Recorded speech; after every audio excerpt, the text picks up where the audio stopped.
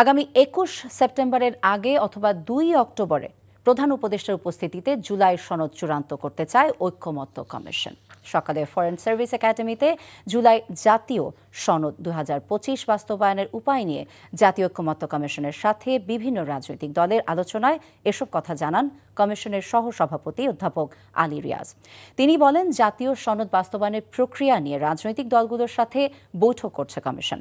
রাষ্ট্র সংস্কারের সাংবিধানিক বিষয়গুলো বাস্তবায়নে গণভোট বা সাংবিধানিক আদেশের পরামর্শ এসেছে, তবে সরকারকে একাধিক পরামর্শ দিলে বাস্তবায়ন প্রক্রিয়া সহজ হবে বলেও জানান ডক্টর আলী রিয়াজ।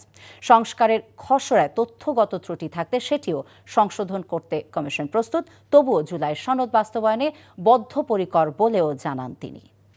সংবিধান সংশ্লিষ্ট বিষয়গুলোতে গোড়াতে আমাদের যেই বিশেষজ্ঞ প্যানেল আছে তারা দুটো কথা বলেছিলেন, একটি হচ্ছে গণভোট, আরেকটি বিশেষ সাংবিধানিক আদেশের কথা।